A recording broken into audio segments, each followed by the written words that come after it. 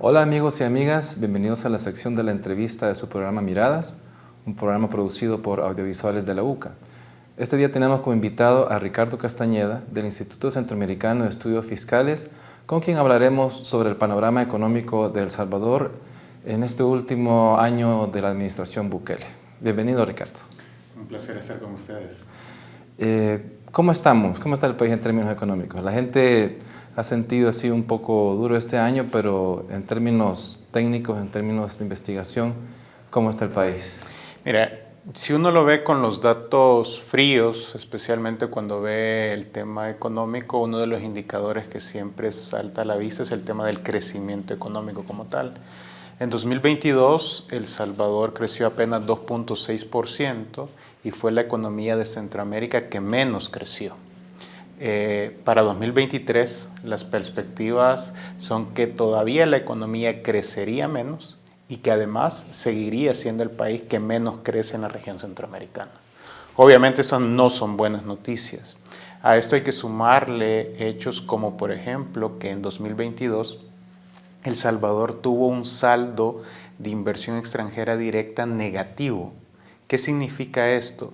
Que salió más dinero de inversionistas salvadoreños hacia afuera que el dinero que ingresó de inversionistas extranjeros al país. Obviamente esto se traduce en implicaciones reales para la familia. No es necesario ser economista para saber que el 2022 fue particularmente complicado para las familias salvadoreñas porque todo estaba más caro.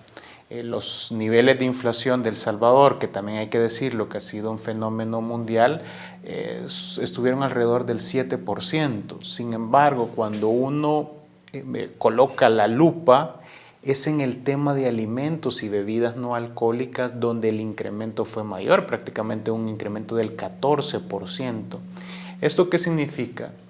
Que si las familias no aumentan sus ingresos, al estar todos los productos más caros, se pierde su poder adquisitivo, tienen que comprar menos productos o comprar productos de menor calidad.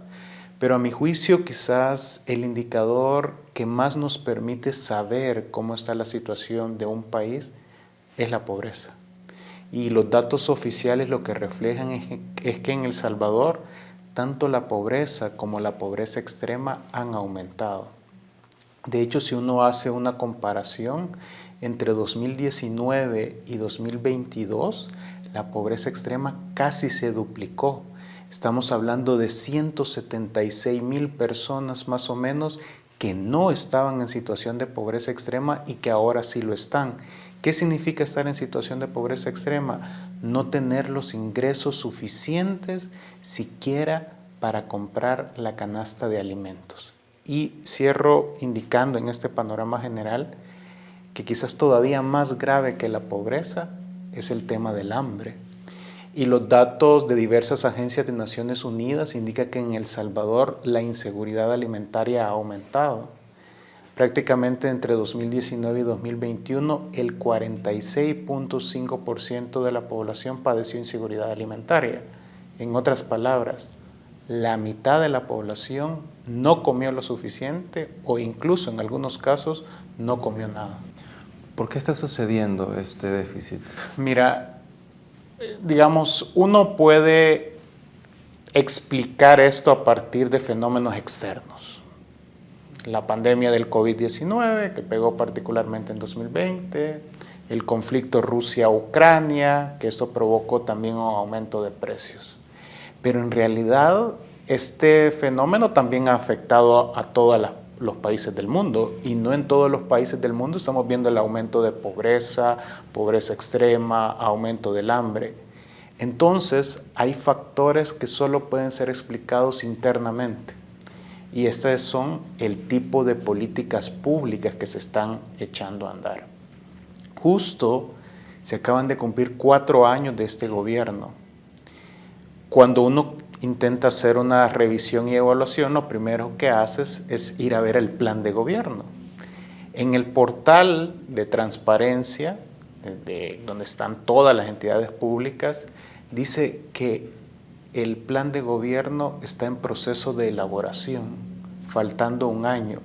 Si tú no tienes claro cuál es el rumbo, cuáles son las prioridades, lo más seguro que vaya a ocurrir es que prime la improvisación. Y la improvisación, aun cuando en ocasiones te puede salir bien, lo más seguro es que te va a salir mal. Y prácticamente en el caso de El Salvador hay problemas estructurales que los viene acarreando de muchas décadas y a los cuales también se complejiza. Por ejemplo, al ser una economía dolarizada, prácticamente el único instrumento que tiene el gobierno es el presupuesto público para dar respuestas. Y me quiero concentrar en un ejemplo de lo que sucedió el año pasado en este momento en el cual todos los precios estaban aumentando. La medida estrella del gobierno fue un subsidio a los combustibles. Prácticamente ahí fue donde se establecieron más recursos. Esa es una mala medida. ¿Por qué? Si uno de nosotros dos, que no es el caso, tuviera un Ferrari, que implicaría que tiene ingresos suficientes para poder adquirir un bien de lujo, cada vez que hubiéramos ido a la gasolinera nos hubiéramos visto beneficiados de ese subsidio. En cambio, pensemos ahora en una mujer del área rural que ni siquiera utiliza transporte público. Esa mujer no se vio beneficiada de ese subsidio, a pesar que cada vez que iba a la tienda, al mercado, al supermercado, todos los productos estaban más caros. Entonces, cuando tú desde el diseño de políticas públicas no proteges a los sectores que más lo necesitan, obviamente los resultados son estos que hemos hablado, ¿no? Por ejemplo, en el 2022, fíjate que hubieron recortes en áreas de educación, hubieron recortes en el primer nivel de atención de salud, hubieron recortes en programas específicos dirigidos, por ejemplo, a proteger a los adultos mayores en los municipios de extrema pobreza. Más allá de los colores políticos que alguien pueda tener, yo siento que es importante asumir el rol ciudadano, que al final la administración pública lo que hace es administrar los impuestos que paga toda la población y esos impuestos deben de traducírsele en bienes y servicios públicos que realmente permitan mejorar el bienestar de la población. Y eso no está sucediendo porque incluso en las propias encuestas la población dice el principal problema que tengo es el problema económico. Y donde peor está siendo evaluado el gobierno justamente es en el tema económico. Sin embargo, creo que es muy simbólico que en el discurso de los 4 años del presidente Bukele sobre el tema económico no dijo ni una sola palabra. ¿Será porque invirtió más en seguridad? Claro, es decir, creo que en términos de la imagen y de la popularidad, que es quizás el indicador más importante de la actual gestión gubernamental, me parece que la actual gestión gubernamental no ve tanto los indicadores de desarrollo, no le preocupa tanto que haya aumentado la pobreza, haya aumentado el hambre, sino que hay una obsesión prácticamente por el tema de la popularidad. Mientras los niveles de popularidad estén bien, pues según ellos todo estará bien. Entonces, claro, si el tema de seguridad es el que la población salvadoreña te está reconociendo como es el, digamos, donde más avances se han tenido, a pesar de las distintas violaciones de derechos humanos que han mostrado organizaciones internacionales y nacionales de derechos humanos, es obvio que ahí te vas a concentrar. El punto es que estos problemas económicos estructurales, en la medida que tú no le vas dando respuesta, cada vez se van a ir siendo más grandes. Y va a llegar un momento en que inevitablemente la población va a demandar respuestas. Porque pasar de los aplausos a los abucheos cuando tienes el estómago vacío es muy rápido. Y eso la historia de la región, del mundo, lo ha demostrado. Sí, en términos de deuda también, nos hemos ido endeudando cada vez más. ¿De cuánto estamos hablando a nivel de deuda? ¿Qué implicación tiene esto en cuanto a la economía del país? Mira, usualmente el indicador que se utiliza más de deuda es la deuda como porcentaje del Producto Interno Bruto, es decir, como porcentaje de todo lo que se produce en el país.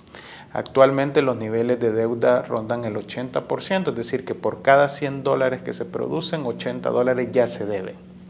Pero a mi juicio, quizás el problema principal relacionado con la deuda es que sea contratada deuda muy cara. Y eso significa que cada año del presupuesto tú tienes que ir sacando más recursos.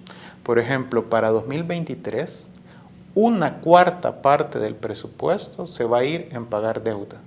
Es decir, más recursos que lo que vas a destinar para educación o los que vas a destinar para salud. Ya eso te habla de un problema serio. Y además hay que decirlo que actualmente el gobierno tiene serias dificultades para lograr financiamiento externo. Por ejemplo, el principal mecanismo que se había utilizado históricamente era la colocación de bonos en mercados internacionales. La última colocación el país la hizo en julio de 2020. Durante todo este tiempo no la ha hecho. ¿Por qué? Porque ahora la tasa de interés que le cobrarían al país, y al país quiero decir a toda la población, sería muy alta. ¿Por qué?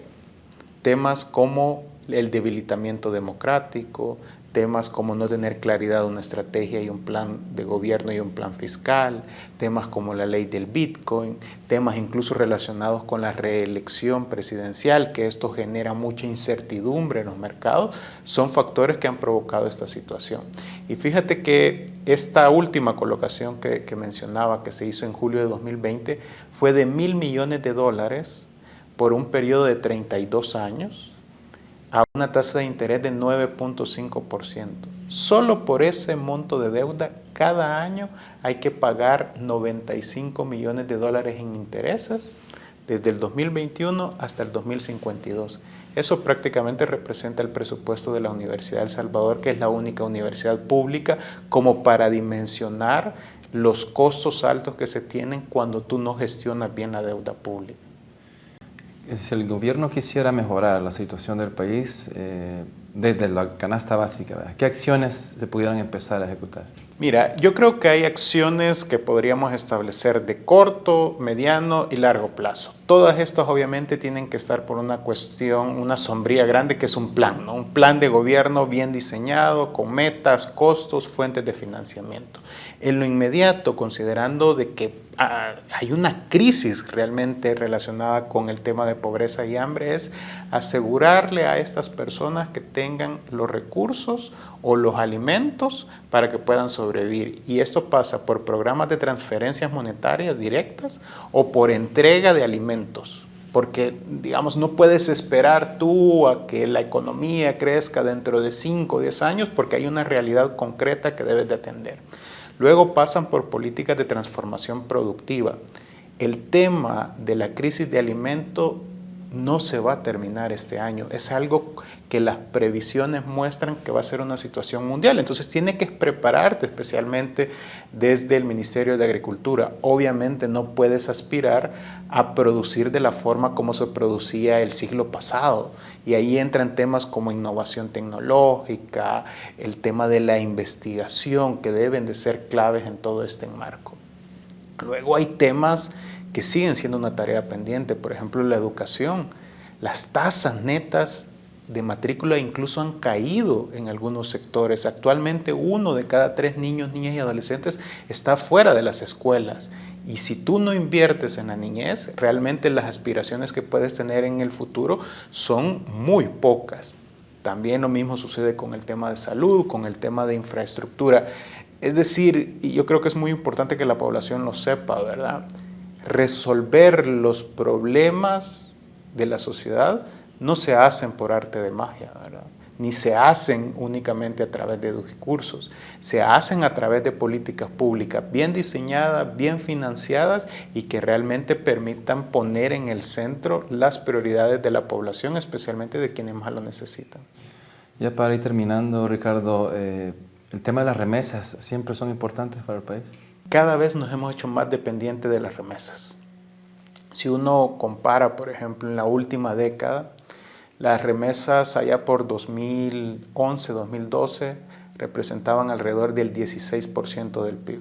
Ahora representan el 25% del PIB, es decir, una cuarta parte de lo que se produce en el país, ¿no? Para dimensionarlo.